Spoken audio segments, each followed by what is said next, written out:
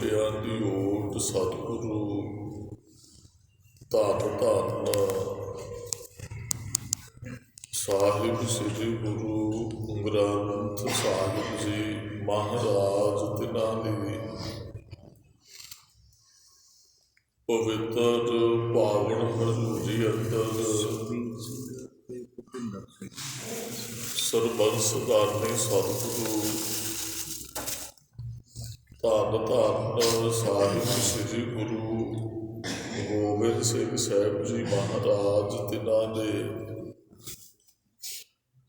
ਚਰਨ ਛੂਹ ਪ੍ਰਾਪਤ ਅਸਥਾਨ ਗੁਰਦੁਆਰਾ ਗੁਰੂਸਰ ਸ੍ਰੀ ਜਾਨਕੀ ਸਾਹਿਬ ਜੀ ਵਿਖੇ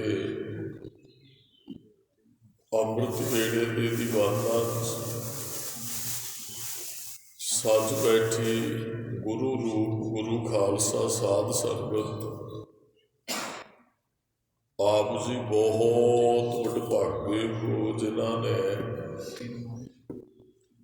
ਅੰਮ੍ਰਿਤ ਵੇਲੇ ਦੇ ਦੀਵਾਨਾਂ 'ਚ ਹਾਜ਼ਰੀਆਂ ਭਰਦਿਆਂ ਇਸ ਤੋਂ ਪਹਿਲਾਂ ਹਜ਼ੂਰੀ ਰਾਗੀ ਜਥੇ ਪਾਸੋਂ ਅੰਮ੍ਰਿਤਮਈ ਬਾਣੀ ਸ੍ਰੀ ਆਸਾ ਜੀ ਕੀ ਵਾਰ ਦਾ ਕੀਰਤਨ ਸ਼ਰਧਾ ਭਾਵਨਾ ਸਹਿਤ ਸਰਵਣ ਕੀਤੇ ਔਰ ਉਪਰੰਤ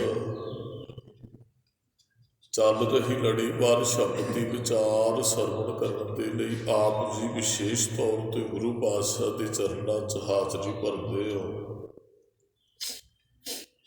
ਵਿਚਾਰ ਚੱਲ ਰਹੀ ਹੈ ਧੰਨ ਗੁਰੂ ਅਰਜਨ ਸਾਹਿਬ ਮਹਾਰਾਜ ਜੀਆਂ ਦੀ ਬਾਣੀ ਦੇ ਅੰਦਰੋਂ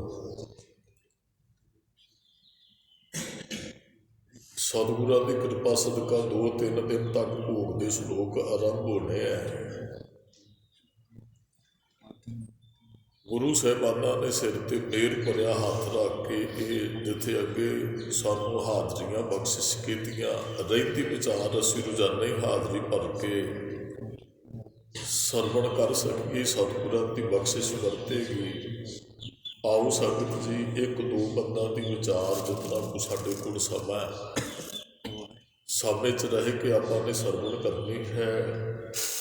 ਵਿਚਾਰ ਆਰੰਭ ਕਰਨ ਤੋਂ ਪਹਿਲਾਂ ਗੁਰੂ ਚਰਨਾਂ 'ਚ ਹਾਜ਼ਰੀ ਲਵਾਈ ਉਚਾਰਤ ਕਰੋ ਜੀ ਵਾਹਿਗੁਰੂ ਜੀ ਕਾ ਖਾਲਸਾ ਵਾਹਿਗੁਰੂ ਜੀ ਕੀ ਫਤਿਹ। ਸਤਨਾਮ ਵਾਹਿਗੁਰੂ ਸਾਹਿਬ ਜੀ ਤੇ ਹਟੜੇ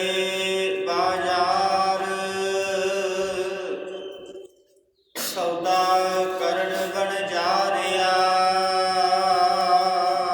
ਗੁਰੂ ਅਰਜਨ ਸਾਹਿਬ ਮਹਾਰਾਜ ਕਹਿੰਦੇ ਹੈ ਇਹ ਹਟੜੇ ਦਾ ਅਰਥ ਹੈ 3 ਬਾਜ਼ਾਰ। ਸੰਸਾਰ ਹੈ, ਆਪਾਂ ਕਿਸੇ ਸ਼ਹਿਰ 'ਚ ਜਾਂਦੇ ਹਾਂ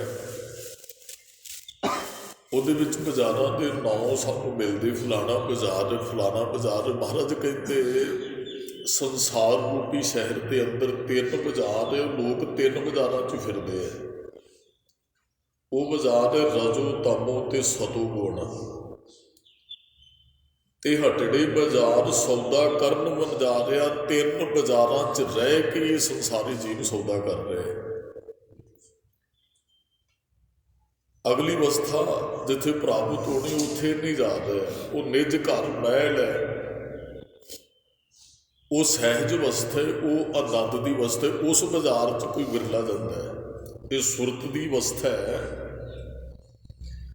ਨਾ ਸਿੱਧੇ ਤੇ ਅਰਥ ਕਰਦਾ ਹੁੰਦਾ ਹੈ ਰਜੋ ਤਮੋ ਤੇ ਸਤੋ ਹੈ ਕਿ ਰਜੋ ਦਾ ਅਰਥ ਹੈ ਰਾਜਨੀਤੀ। ਰਾਜਨੀਤੀ ਮਾੜੀ ਨਹੀਂ ਹੈ, ਸੱਚ ਹੋਣਾ ਚਾਹੀਦਾ। ਰਾਜਨੀਤੀ ਦੇ ਵਿੱਚ ਆ ਜਾਂਦਾ ਹੈ ਵੀ ਆਪਣੇ ਨਿੱਜ ਵਾਸਤੇ ਕਿਸੇ ਨੂੰ ਵਰਤਣਾ।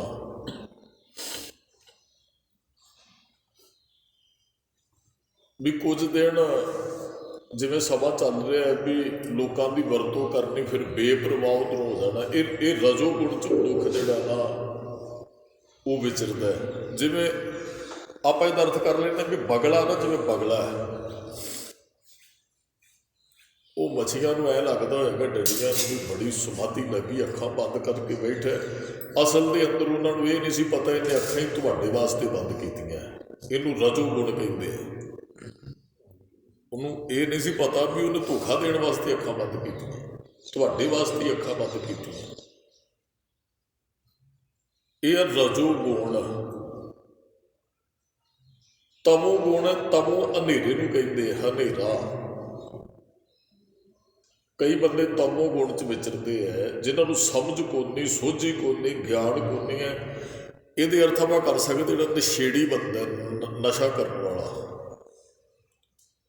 ਉਹ ਆਪਣਾ ਘਰ ਦਾ ਵੀ ਸਮਾਨ ਵੇਚ ਦਿੰਦਾ, ਉਹ ਆਪਣੀ ਮਾਂ ਦੇ ਪਰਸ 'ਚੋਂ ਵੀ ਪੈਸੇ ਚੁਰਾ ਲੈਂਦਾ, ਉਹ ਆਪਣੇ ਘਰ ਵਾਲਿਆਂ ਦੇ ਪਰਸ 'ਚੋਂ ਵੀ, ਉਹ ਆਪਣੀ ਰਸੋਈ ਦੀਆਂ ਚੀਜ਼ਾਂ ਵੀ ਵੇਚ ਦਿੰਦੇ। ਤਮੋ ਗੁਣ ਹੈ। ਬਹੁਤੇ ਲੋਕ ਤੁਹਾਨੂੰ ਇਹ ਵੀ ਮਿਲਣਗੇ ਨਾ ਜਿਹੜੇ ਦੂਜੇ ਨਾਲ ਇਕੱਲਾ ਧੋਖਾ ਹੀ ਕਰਦੇ, ਰਜੋ ਗੁਣ 'ਚ ਵਿਚਰਨ ਵਾਲੇ। ਕਿੰਨੇ ਲੋਕ ਤੁਹਾਨੂੰ ਮਿਲ ਜਾਣਗੇ ਜਿਹੜੇ ਇਸ ਤਰ੍ਹਾਂ ਹੀ ਕਰ ਰਹੇ ਆ ਵੀ ਦੂਸਰਿਆਂ ਨੂੰ ਲੁੱਟ ਖੋਹ ਕੇ, ਠੱਗ ਕੇ, ਦੂਸਰਿਆਂ ਨਾਲ ਧੋਖਾ ਕਰਕੇ ਉਹ ਆਪਣਾ ਮਤਲਬ ਕੱਢ ਰਿਹਾ ਹੈ। ਬਹੁਤੇ ਲੋਕ ਤੁਹਾਨੂੰ ਇਹ ਮਿਲਣਗੇ ਸੰਸਾਰ ਦੇ ਅੰਦਰ, ਦਸ਼ਾ ਸੰਸਾਰ ਦੀ। ਤੇ ਬਹੁਤ ਲੋਕ ਤੁਹਾਨੂੰ ਤਮੋ ਗੁਣ 'ਚ ਵੀ ਵਿਚਰਨਗੇ ਜਿਹੜੇ ਸਿਰਫ ਆਪਣੇ ਸਵਾਰਥ ਵਾਸਤੇ ਚੋਰੀ ਕਰ ਲਈ, ਘਰਦਿਆਂ ਨੂੰ ਵੀ ਨਹੀਂ ਬਖਸ਼ਣਾ। ਕਿੰਨੇ ਲੋਕ ਇਹੋ ਜਿਹੇ ਵੀ ਤੁਹਾਨੂੰ ਮਿਲਣਗੇ। ਦੋ ਬਾਜ਼ਾਰਾਂ 'ਚ ਫਿਰ ਰਹੇ ਨੇ ਇਹਨਾਂ 'ਚ ਲੋਕ। ਇੱਕ ਹੈਗਾ ਸਤੋ ਗੁਣ, ਤੀਸਰਾ ਸਤੋ ਗੁਣ ਹੈ ਵੀ ਗੁਰਦੁਆਰੇ ਵੀ ਆ ਜਾਣਾ, ਮੰਦਿਰ 'ਚ ਵੀ ਚਲੇ ਜਾਣਾ, ਗਿਰਜਾ ਘਰ 'ਚ ਵੀ ਚਲੇ ਜਾਣਾ, ਮਸੀਤ 'ਚ ਵੀ ਮੱਥਾ ਟੇਕ ਆਉਣਾ, ਧਾਰਮਿਕ ਵੀ ਬਣਨਾ ਔਰ ਪ੍ਰਾਪਤੀ ਵੀ ਕੁਝ ਨਾ ਹੋਣੀ। ਮਹਾਰਾਜ ਨੇ ਬਚਨ ਕਿਹਾ, ਮਾਇਆ ਕਾਰਨ ਭਾਵ ਹੀ ਮੂਰਖ ਲੋਕ ਜਨ। ਮਾਇਆ ਕਾਰਨ ਇੱਧਰ ਉੱਧਰ ਦੌੜਦੇ, ਇਸੇ ਜਾ ਕੇ ਦਰਸ਼ਨ ਕਰੋ ਜੀ, ਇੱਥੋਂ ਆਹ ਮਿਲ ਜਾਏਗੀ। ਮਾਇਆ ਵਾਸਤੇ ਭੱਜੇ ਫਿਰਨਾ। ਜਦ ਮਹਾਰਾਜ ਨੇ ਕਿਹਾ ਸਭੇ ਕੋ ਈਸ਼ਰ ਧਿਆਈ ਹੈ, ਮਾਇਆ ਵਾਸਤੇ ਰੱਬ ਨੂੰ ਧਿਆਉਂਦੇ ਫਿਰਨਾ। ਹੁਣ ਗਿਣਤੀ ਤੇ ਕੋਈ ਘੱਟ ਨਹੀਂ ਹੈ। ਮਸੀਤ ਦੀ ਗੱਲ ਕਰ ਲਓ, ਮੰਦਿਰ ਦੀ ਗੱਲ ਕਰ ਲਓ, ਗੁਰਦੁਆਰਿਆਂ ਦੀ ਗੱਲ ਕਰੋ, ਰੱਬ ਨੂੰ ਕਿੰਨੇ ਕੁ ਮਿਲੇ ਜੀ ਹਾਜ਼ਰੀ ਭਰਨ ਵਾਲਿਆਂ ਨੂੰ। ਤੇ ਸਤੋ ਗੁਣ 'ਚ ਵਿਚਰਦੇ ਵੀ, ਵਿਚਰਨਾ ਵੀ, ਵਿਖਾਵਾ ਕਰਨਾ ਵੀ ਧਾਰਮਿਕ ਬੰਦਾ ਹੈ। ਬਿਰਤੀ ਜਿਹੜੀ ਉਹ ਸੰਸਾਰ ਦੇ ਅੰਦਰ ਹੀ ਰਹਿਣੀ। ਦੋ ਪਾਸੇ ਵਿਚਰਨ ਵਾਲੇ ਲੋਕ ਤੁਹਾਨੂੰ ਬਹੁਤ ਨਜ਼ਰ ਆਉਣਗੇ। ਉਹਨਾਂ ਦੀ ਬਿਰਤੀ ਹੈਗੀ ਡੱਡੂਆਂ ਵਰਗੀ। ਉਹ ਡੱਡੂ ਪਾਣੀ 'ਚ ਵੀ ਰਹਿ ਲੈਂਦਾ ਹੈ ਤੇ ਉਹ ਬਾਹਰ ਵੀ ਰਹਿ ਲੈਂਦਾ ਹੈ। ਮੱਛੀ 'ਚ ਚਲੋ ਇੱਕ ਗੁਣ ਹੈ ਵੀ ਉਹ ਪਾਣੀ ਤੋਂ ਬਗੈਰ ਵੀ ਜਿੱਦਾਂ ਰਹਿੰਦੀ। ਗੁਰਦੁਆਰੇ ਤਲਾਬਾਂ 'ਚ ਤੁਹਾਨੂੰ ਮੱਛੀ ਮਿਲੇਗੀ, ਡੱਡੂ ਨਹੀਂ। ਜੇ ਨਾ ਡੱਡੂ ਮਿਲੇਗਾ ਨਾ ਬਗਲਾ ਮਿਲੇਗਾ, ਦੋਵੇਂ ਹੀ ਧੋਖਾ ਕਰਦੇ ਆ। ਡੱਡੂ ਦੇ ਐ ਵੀ ਇਹ ਸਾਰੀਆਂ ਥਾਵਾਂ 'ਤੇ ਰਹਿ ਲੈਂਦਾ। ਉਹ ਸਾਡੀ ਹਾਲਤ ਉਹਦੀ, ਜਿੱਥੇ ਮਰਜ਼ੀ ਜਾ ਕੇ ਮੱਥਾ ਟੇਕ ਦਿਓ, ਸਾਰੀਆਂ ਥਾਵਾਂ 'ਤੇ ਉਹ ਮੱਥਾ ਟੇਕ ਦਿੰਦਾ। ਤੇ ਬਗਲਾ, ਨਾ ਤੁਹਾਨੂੰ ਬਗਲਾ ਇੱਥੇ ਮਿਲੇਗਾ। ਬਗਲਾ ਹੁਣ ਧੋਖਾ ਕਰਦਾ। ਦਾਸ ਨੇ ਪਹਿਲਾਂ ਬੇਨਤੀ ਕੀਤੀ ਹੈ, ਉਹ ਅੱਖਾਂ ਮੀਟ ਕੇ ਦੂਸਰਿਆਂ ਨੂੰ ਡੁੱਗਾ। ਨਾ ਤੁਹਾਨੂੰ ਸਰੋਵਰ 'ਤੇ ਬਗਲਾ ਮਿਲੇਗਾ, ਨਾ ਸਰੋਵਰ 'ਤੇ ਤੁਹਾਨੂੰ ਡੱਡੂ ਮਿਲੇਗਾ। ਹਾਂ, ਮੱਛੀ ਮਿਲੇਗੀ, ਉਹ ਵੀ ਗੁਰੂ ਦਰਬਾਰ 'ਚ ਬਾਅਦ 'ਚ ਜੀਵ ਆਉਂਦੇ, ਪਹਿਲਾਂ 5 ਇਸ਼ਨਾਨਾ ਕਰਦਾ ਜਾਂ ਇਸ਼ਨਾਨ ਕਰਦਾ। ਮੱਛੀ ਵੀ ਇੱਕ ਸਿੱਖਿਆ ਦਿੰਦੀ, ਉਹ ਮੈਂ ਪਾਣੀ ਤੋਂ ਬਗੈਰ ਨਹੀਂ ਗੁਰੂ ਘਰ ਆਉਣ ਵਾਲਿਆ ਰਹਿ ਸਕਦਾ। ਤੂੰ ਵੀ ਮੇਰੇ ਵਰਗੇ ਹੀ ਬਣੀ, ਤੂੰ ਪਾਣੀ ਤੋਂ ਬਗੈਰ ਨਾ ਰਹਿ ਸਕੀ। ਮੈਂ ਪਾਣੀ ਤੋਂ ਬਗੈਰ ਨਹੀਂ ਰਹਿ ਸਕਦੀ, ਤੂੰ ਬਾਣੀ ਤੋਂ ਬਗੈਰ ਨਾ ਰਹਿ ਸਕੀ। ਭੋਗ ਦੇ ਸ਼ਲੋਕਾਂ ਦੀ ਪਹਿਲੀ ਪੰਕਤੀ 'ਚ ਹੀ ਮਹਾਰਾਜ ਨੇ ਗੱਲ ਕਹੀ ਹੈ, ਕਹੋ ਨਾਨਕ ਹਰ ਭਜ ਮਣਾ, ਜਿਹੇ ਬਿਦ ਜਲ ਕੋ ਮੀਣ। ਜਿਵੇਂ ਮੱਛੀ ਪਾਣੀ ਤੋਂ ਬਗੈਰ ਨਹੀਂ ਰਹਿ ਸਕਦੀ, ਤੂੰ ਵੀ ਇਸ ਤਰ੍ਹਾਂ ਐ ਭੱਜ। ਮਹਾਰਾਜ ਨੇ ਮੱਛੀ ਤੋਂ ਬੰਦੇ ਨੂੰ ਉਦਾਹਰਨ ਦਿੱਤੀ ਹੈ। ਸਰੋਵਰਾਂ 'ਚ ਮੱਛੀ ਹੁੰਦੀ ਹੈ, ਬਗਲਾ ਤੇ ਡੱਡੂ ਨੇ। ਮਹਾਰਾਜ ਕਹਿੰਦੇ ਰਜੋ ਤਮੋ ਤੇ ਸਤੋ ਗੁਣ 'ਚ ਵਿਚਰਨ ਵਾਲੇ ਬਹੁਤ ਨੇ। ਮੇਰੇ ਵਰਗੇ ਨੂੰ ਕੋਈ ਵੇਖ ਕੇ ਤੇ ਕਹਿੰਦਾ ਹੈਗਾ ਰੋਜ਼ ਹਾਜ਼ਰੀ ਭਰਦੇ ਜੀ, ਕਥਾ ਵੀ ਕਰ ਲੈਂਦੇ।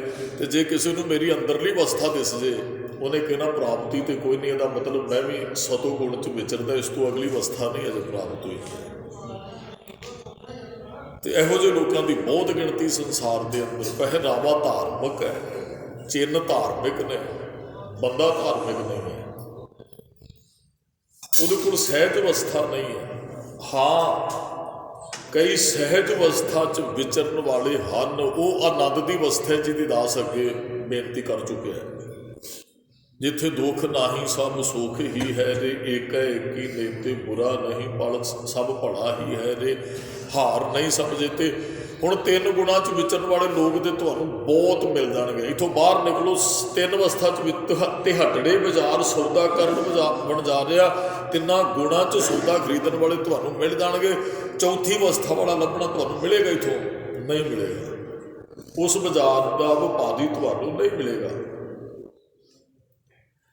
ਚੌਥੀ ਅਵਸਥਾ 'ਚ ਵਿਚਰਨ ਵਾਲਾ ਨਹੀਂ ਮਿਲੇਗਾ। ਉਹ ਵਿਰਲੇ ਹੈ, ਬਹੁਤ ਵਿਰਲੇ ਹੈ ਜਿਹੜੇ ਚੌਥੀ ਅਵਸਥਾ ਨੂੰ ਪ੍ਰਾਪਤ ਕਰ ਗਏ। ਉਹ ਸਹਿਜ ਅਵਸਥਾ ਹੈ। ਇਹਨੂੰ ਆਤਮਿਕ ਅਡੋਲਤਾ ਵੀ ਕਿਹਾ, ਜਿੱਥੇ ਬੰਦਾ ਜਾ ਕੇ ਡੋਲਦਾ ਨਹੀਂ। ਇਹਨੂੰ ਆਨੰਦ ਦੀ ਅਵਸਥਾ ਵੀ ਕਿਹਾ, ਜਿੱਥੇ ਆਨੰਦ ਹੀ ਆਨੰਦ ਹੈ।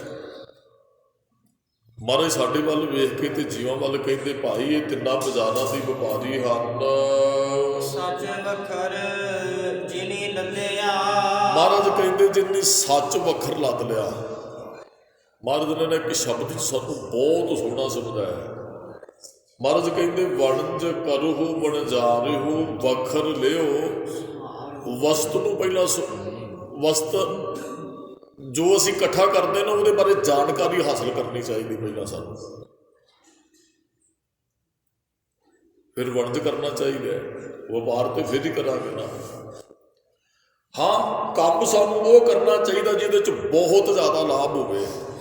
ਜੀਵਨ ਮਿਲਿਆ ਹੈ, ਬਹੁਤ ਜ਼ਿਆਦਾ ਲਾਭ ਹੋਵੇ, ਕਾਰਜ ਸਾਨੂੰ ਉਹ ਕਰਨਾ ਚਾਹੀਦਾ। ਉਹ ਲਾਭ ਕਿਹਦੇ 'ਚ ਹੈ?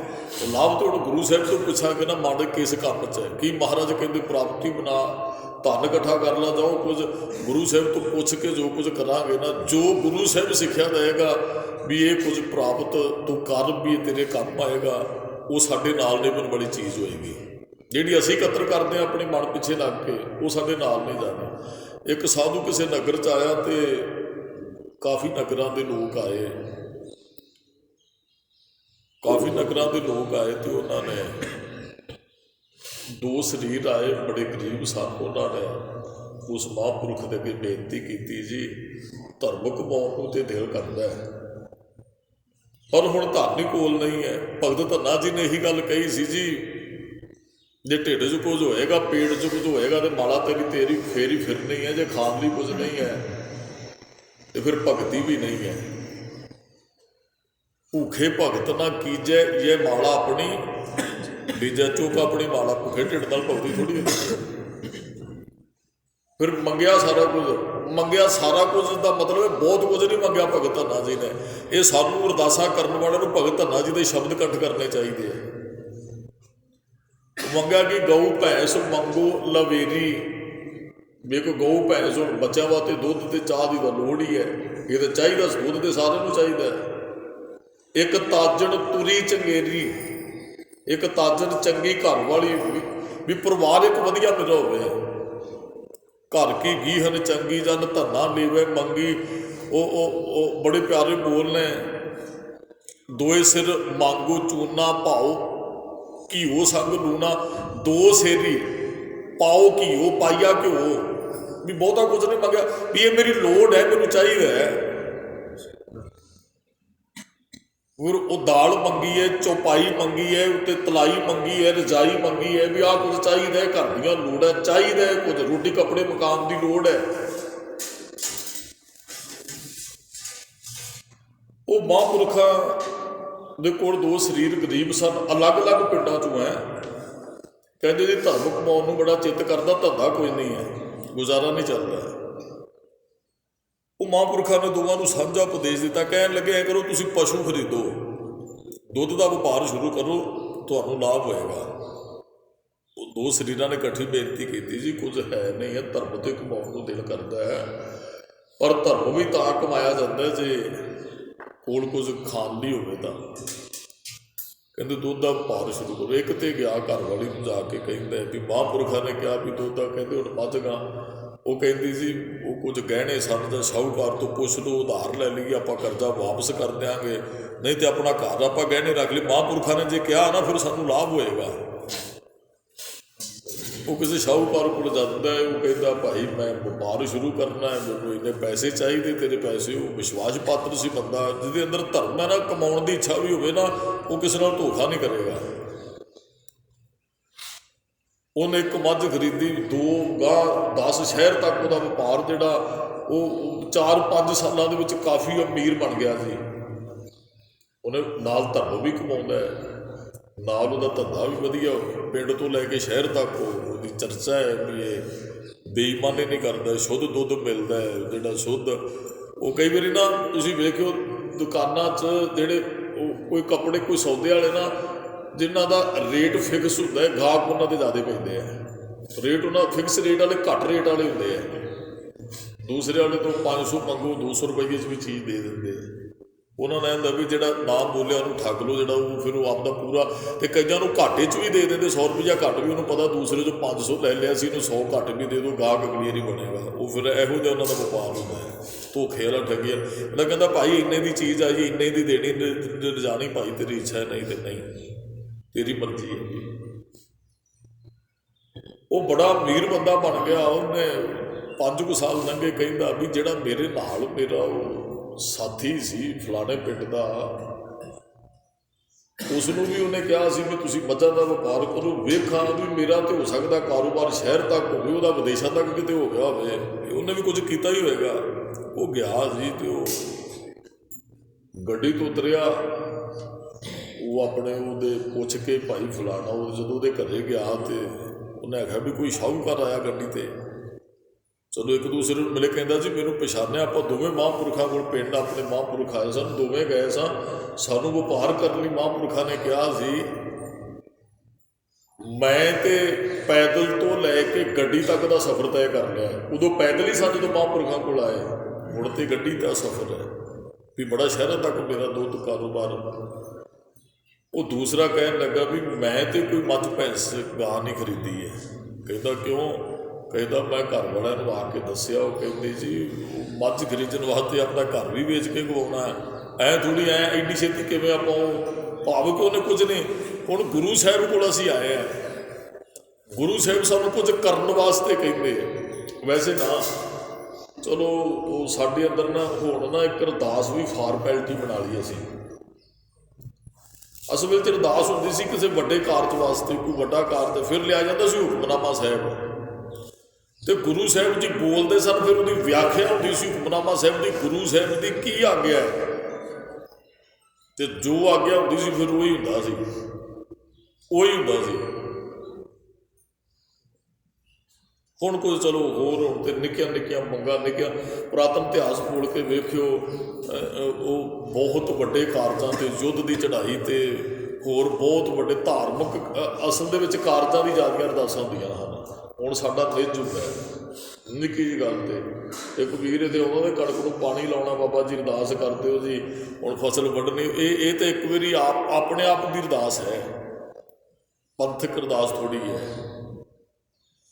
ਮੰਗੋ ਰੋਜ਼ ਆ ਕੇ ਗੁਰੂ ਸਾਹਿਬ ਨੂੰ ਕਹੋ ਜੀ ਆਹ ਕਾਰਜ ਨਿੱਕੇ ਜਿਹਾ ਵੀ ਕਿ ਸਬਰ ਕਰਨਾ, ਮਹਾਰਾਜ ਕੋਲ ਮੱਥਾ ਟੇਕੇ, ਕਹੋ ਜੀ ਅੱਜ ਇੱਥੋਂ ਅੰਮ੍ਰਿਤਸਰ ਜਾਣਾ, ਮਹਾਰਾਜ ਦੀ ਕਿਰਪਾ ਕਰਿਓ, ਸਾਨੂੰ ਕਰਨੀ ਚਾਹੀਦੀ ਹੈ, ਸਾਡਾ ਸਾਥੀ ਹੈ ਗੁਰੂ, ਸਾਡੇ ਨਾਲ ਨਿਭਦਾ ਹੈ। ਪਰ ਵਿਸ਼ਵਾਸ ਪਿੱਛੇ, ਵਿਸ਼ਵਾਸ ਜ਼ਰੂਰੀ ਹੈ। ਇੱਥੇ ਵੀ ਮੰਨ ਲਓ ਅਰਦਾਸ ਕਰਾਉਣਾ, ਫਿਰ ਹੁਕਮਨਾਮਾ ਬਾਹਰ ਲਿਖਿਆ, ਸਾਡੀ ਅਰਦਾਸ ਨਾਲ ਹੁਕਮਨਾਮੇ ਨੂੰ ਕਿਤੇ ਮਿਲਾ ਕੇ ਵੇਖਿਓ, ਸਾਰਾ ਦਿਨ ਹੁਕਮਨਾਮਾ ਸਾਹਿਬ ਇਹੀ ਲਿਆ ਜਾਣਾ। ਅਰਦਾਸ ਕਰਕੇ ਬਾਹਰ ਹੁਕਮਨਾਮਾ ਪੜ੍ਹਿਓ ਵੀ ਗੁਰੂ ਸਾਹਿਬ ਦੀ ਕੀ ਆਗਿਆ, ਮੈਂ ਅਰਦਾਸ ਕੀਤੀ, ਮਹਾਰਾਜ ਨੇ ਕੀ ਕਿਹਾ। ਤੇ ਜੋ ਕਰਨ ਵਾਸਤੇ ਗੁਰੂ ਕਹਿੰਦਾ ਹੈ ਨਾ, ਉਹਦੇ 'ਚ ਘਾਟਾ ਨਹੀਂ ਜੇ ਕਦੇ ਪੈ ਸਕਦਾ।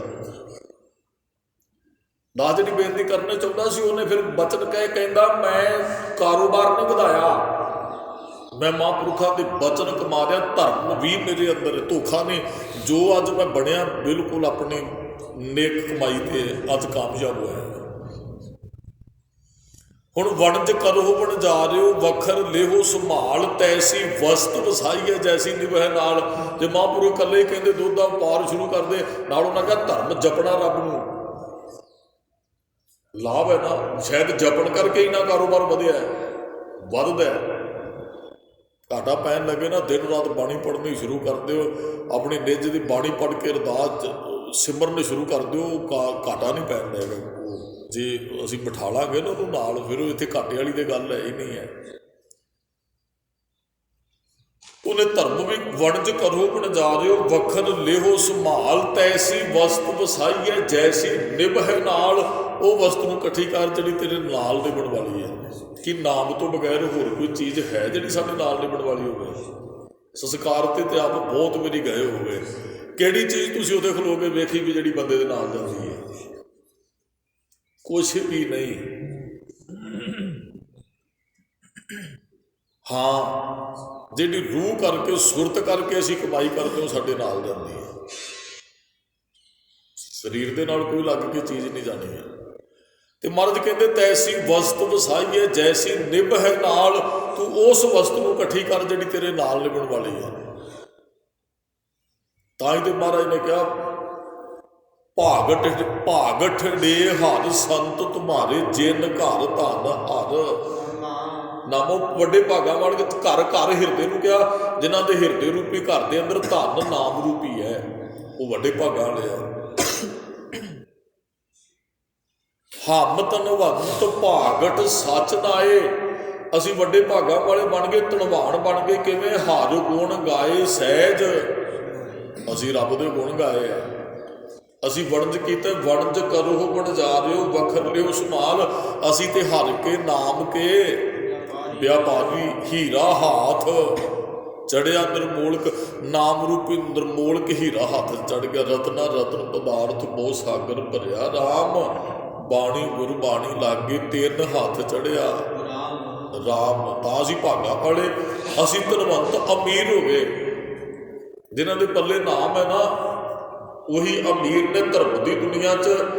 ਅੱਗੇ ਸਾਹੋ ਸੁਜਾਨ ਹੈ ਲੈਸੀ ਵਸਤ ਸੰਭਾਲ। ਮਹਾਰਾਜ ਕਹਿੰਦੇ ਅੱਗੇ ਸੁਝਾਨ ਨਾਲ ਵਸਤ ਸੰਭਾਲ ਲੈਂਦਾ। ਫਿਰ ਉਹ ਨਾਮ ਰੂਪੀ ਵਸਤੂ। ਆਸਾ ਕੀ ਵਾਰ 'ਚ ਨਾ ਬਚਨ ਹੈ। ਮਹਾਰਾਜ ਕਹਿੰਦੇ ਹੈ ਕਈ ਵਾਰੀ ਨਾ ਬੰਦਾ ਕਿਸੇ ਨਾਲ ਧੋਖਾ ਕਰਕੇ ਨਾ ਫਿਰ ਉਹਦੇ 'ਚੋਂ ਦਾਨ ਕਰਦਾ ਹੈ। ਮਹਾਰਾਜ ਨੇ ਬੜੇ ਪਿਆਰੇ ਬਚਨ ਕਹੇ ਨੇ। ਮਹਾਰਾਜ ਕਹਿੰਦੇ ਉਹ ਜਿਹੜੀ ਸਾਰੀ ਵਸਤੂ ਨਾ ਰੱਬ ਦੇ ਘਰ ਪਛਾਣੀ ਜਾਂਦੀ ਹੈ। ਤੇ ਕਈ ਵਾਰੀ ਬੰਦਾ ਪਿਤਰੀ ਚੋਰ ਕਰੇ, ਪਿੱਤਰਾਂ ਨੂੰ ਵੀ ਚੋਰ ਬਣਾ ਦਿੰਦਾ ਹੈ। ਅੱਗੇ ਸਾਹੋ ਸਿਝਾਨ ਹੈ। ਮਹਾਰਾਜ ਨੇ ਕਹਿੰਦੇ ਲੈਸੀ ਵਸਤ ਸੰਭਾਲ। ਉਹ ਵਸਤ ਸਿਆਣ ਲੈਂਦਾ। ਰੱਬ ਨੂੰ ਪਤਾ ਨਾ ਕਿਹੜੀ ਵਸਤੂ ਕਿਹਨੂੰ ਦਿੱਤੀ ਹੈ। ਆਪਾਂ ਨਾ ਮਾਂ ਪਿਓ ਹੈ, ਉਹ ਬੱਚੇ ਨੇ, ਉਹ ਬੱਚਿਆਂ ਨੂੰ ਕੱਪੜੇ ਲੈ ਕੇ ਦਿੰਦੇ ਨੇ ਮਾਂ ਪਿਓ। ਬੱਚੇ ਭਾਵੇਂ ਇੱਕੋ ਜਿਹੇ ਹੋਣ, ਤੇ ਉਹ ਬੱਚਾ ਦੂਸਰੇ ਭਰਾ ਦੇ ਕੱਪੜੇ ਪਾਲੇ ਨਾ, ਤੇ ਮਾਂ ਪਿਓ ਉਹ ਕਹਿ ਦਿੰਦੇ, ਕਹਿੰਦੇ ਦੂਸਰੇ ਤੇ ਤੂੰ ਪਾਈ ਫਿਰਦਾ ਹੈ। ਆਹ ਤੇ ਜਿਹੜੀ ਜਾਂ ਕੋਈ ਵੀ ਚੀਜ਼ ਇਹਦੇ ਤੇਰੇ ਦੂਸਰੇ ਭਰਾ ਦੀ ਹੈ। ਰੱਬ ਨੂੰ ਪਤਾ ਹੈ ਕਿਹੜੀ ਚੀਜ਼ ਕਿਹਨੂੰ ਦਿੱਤੀ ਹੈ। ਤੇ ਜੇ ਅਸੀਂ ਇੱਧਰ ਉੱਧਰ ਕਰਕੇ ਲੁੱਟ ਖੋਹ ਕਰਕੇ ਵੀ ਦਾਨ ਕਰਾਂਗੇ, ਰੱਬ ਨੂੰ ਪਤਾ ਹੈ ਤੇਰਾ ਦਾਨ ਨਹੀਂ ਹੈ, ਤੇ ਫਲਾਣੇ ਦੀ ਚੀਜ਼ ਹੈ, ਮੈਂ ਤੇ ਫਲਾਣੇ ਨੂੰ ਦਿੱਤੀ ਹੋਈ ਸੀ। ਮਹਾਰਾਜ ਕਹਿੰਦੇ ਉਹ ਵਸਤੂ ਅੱਗੇ ਸਿਆਣੀ ਜਾਣੀ ਹੈ। ਰੱਬ ਪਛਾਣ ਲੈਂਦਾ।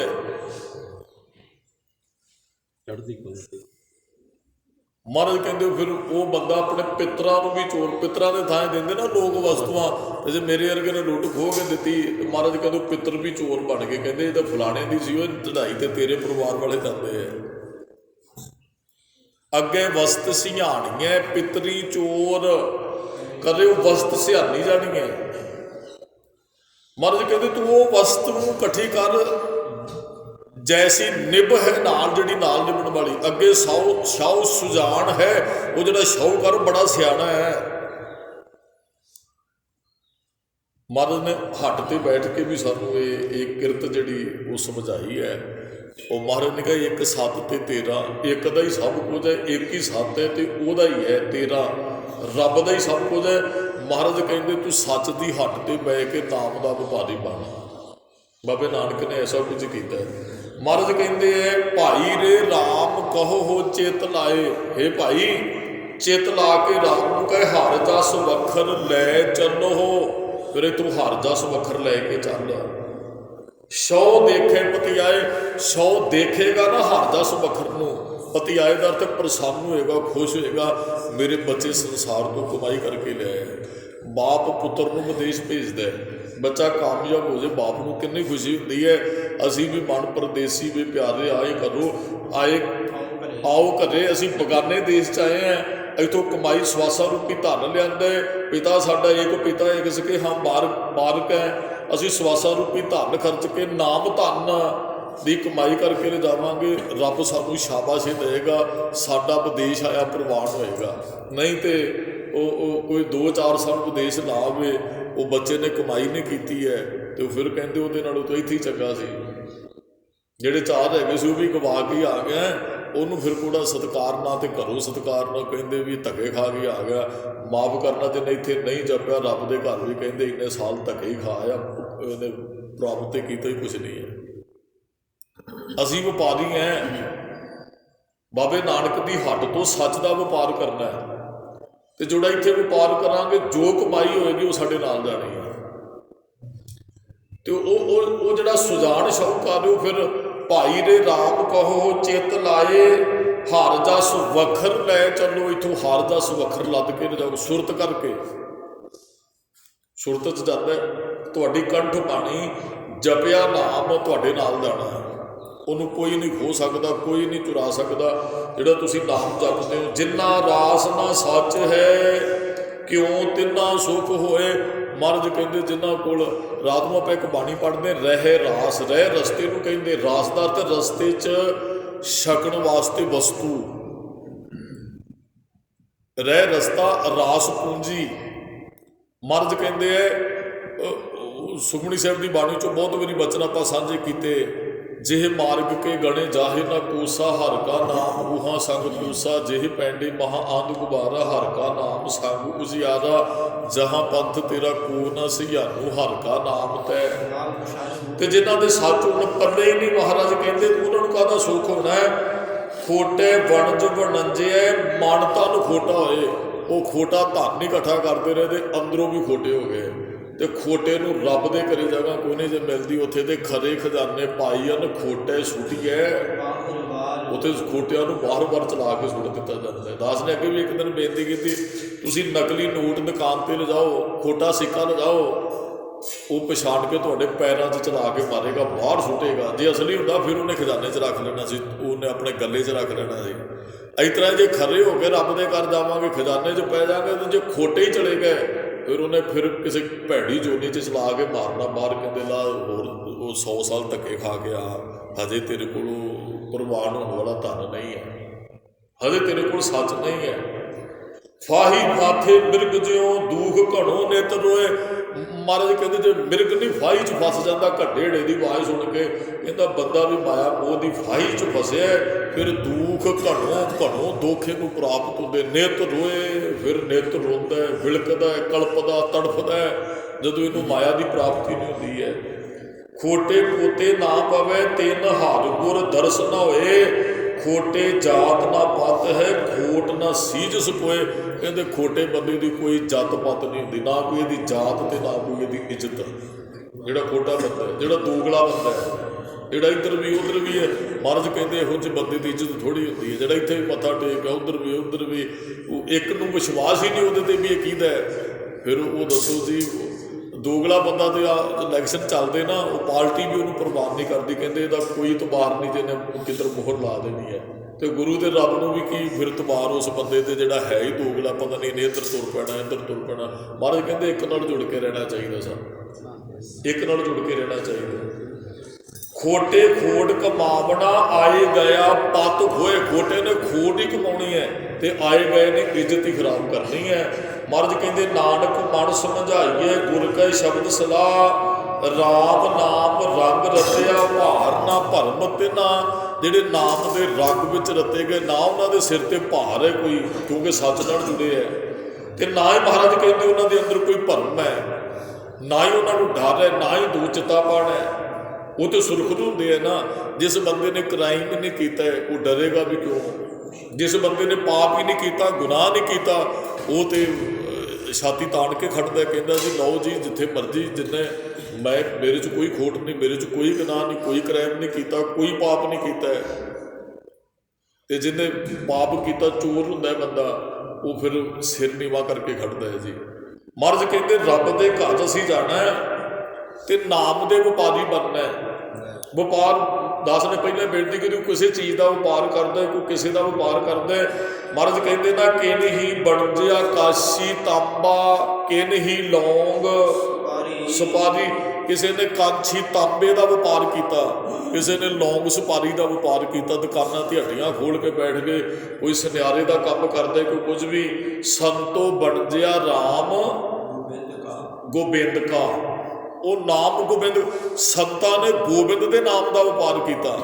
ਤੇ ਫਿਰ ਹੋਏਗਾ ਕੀ ਜੀ, ਐਸੀ ਖੇਪ ਹਮਾਰੀ ਹਰ ਕੇ ਨਾਮ ਕੇ ਵਿਆਪਾਰੀ। ਉਹ ਨਾਮ ਦੇ ਵਪਾਰੀ ਬਣ ਗਏ ਜੀ।